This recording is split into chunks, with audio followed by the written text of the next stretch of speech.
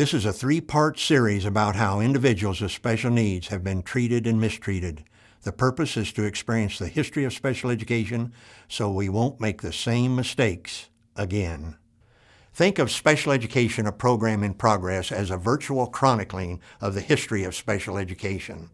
We've invested 6 years of meticulous, painstaking research and secured the rights to use segments from 15 of the most popular films shown in education courses at major universities throughout the United States. 15 classic films from 16 millimeter to VHS tape to video disc. Each film has been digitized and edited to graphically show what we did to, what we did for, and now what we're doing with individuals with special needs. To, for, with. That's the progression. Special Education, a program in progress, begins with a 1940s film, Clinical Types of Mental Deficiency, formerly titled The Feeble-Minded. This man has the more severe form of seizure, known as grand mal epilepsy, which he has had for many years. He is also mentally retarded. His nose is deformed from many falls. He has kept a record of his many seizures and is now showing a page in his daily record book. It indicates 21 seizures one day and 18 another. The patient shows us his monthly and yearly records of attacks. He is very proud of the fact that he holds first place in this institution for the number of convulsions. Willowbrook is taken from a nationally televised series where the investigator, Geraldo Rivera, unannounced, entered the largest mental institution in the United States. This expose spearheaded the deinstitutionalization and normalization movement.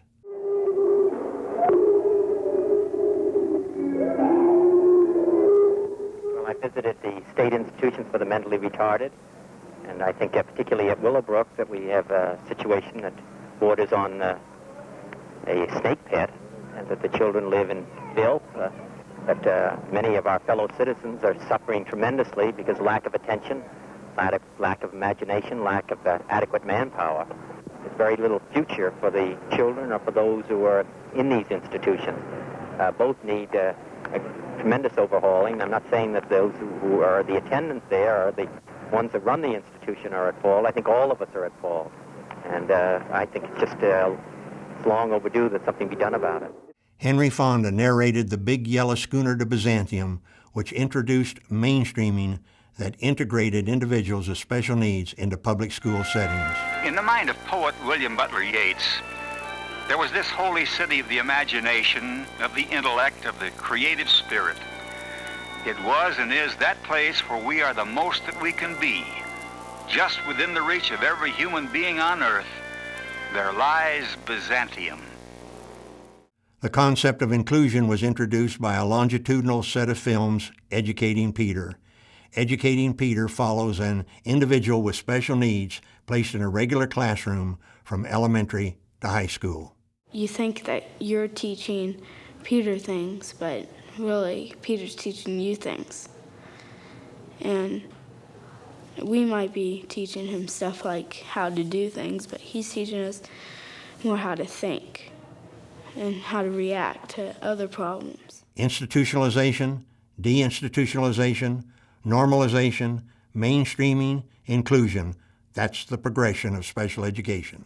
Instructional films included Behavior Modification, Teaching Language to Psychotic Children, where Dr. O. Avar Lovos produced a provocative film using both positive and negative reinforcement. It's a diamond. Good. Why is this one different, Ricky? Because it's a diamond. Good. Why are these different from this one, Ricky?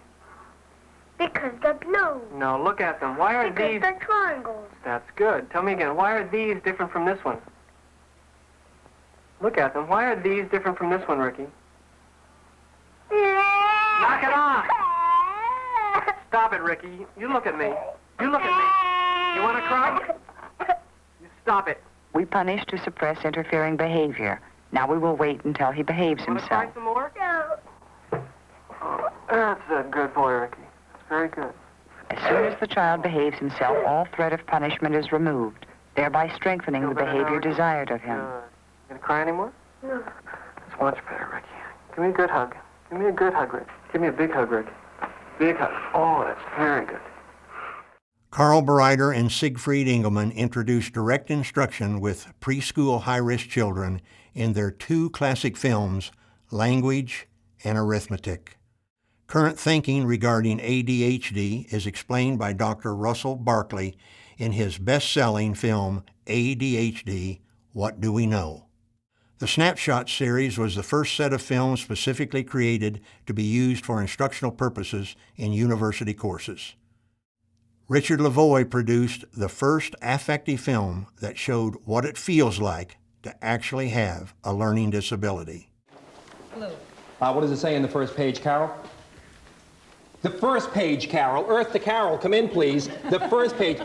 Earth to Carol, come in, please. Raise your hand if you thought that was funny. Yeah, everybody likes that except who? Except Carol. Anytime you as a teacher or a parent decide to use sarcasm with kids, understand that you created a victim. Now that little throwaway line that I threw at Carol, I will forget within 5 minutes, you will forget within 5 minutes, but it's very likely to stay with Carol for the rest of the day. Notable films highlighting individuals with special needs includes the Academy Award-nominated film Leo Beuerman. This film is about a dwarf, 36 inches tall, weighing 58 pounds, selling pencils for a living in downtown Lawrence, Kansas. Leo is a merchant. His cart is his place of business, a display case for his wares. In the businessman's tradition, he stands behind what he sells.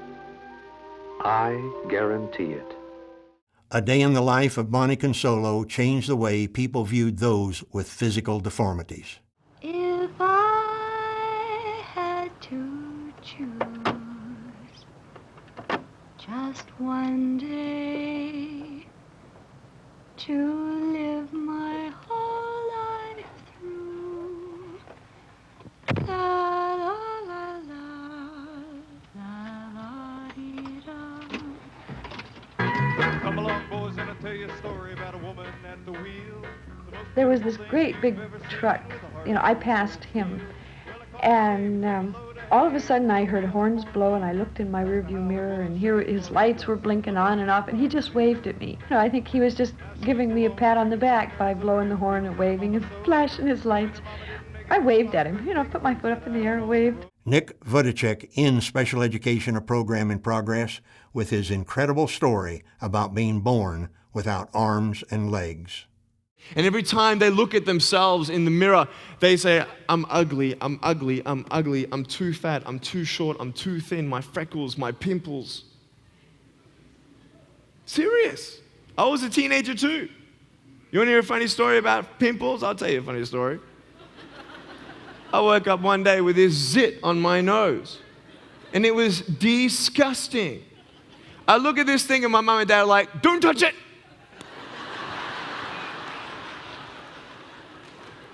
So I go to school and I've got this thing on my nose. It's like, you know. And every time I pass a window at the school, you know, of classrooms, I check, oh, it's still there. Oh, you know, do you notice it?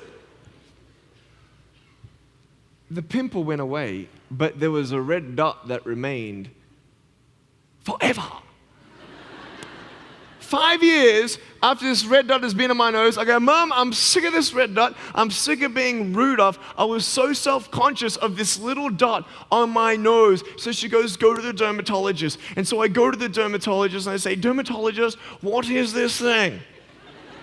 So he gets his massive magnifying glass, bigger than his head. He goes, And I'm like, yes?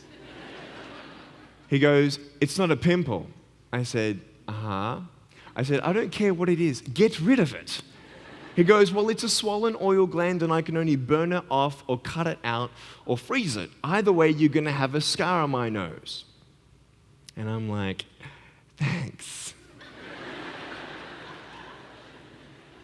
And I realized years later, I've still got this red dot on my nose. What do you think strangers are going to see first when they see me? The fact that I'm Rudolph or that I have no arms and no legs. I think this is a bit more obvious.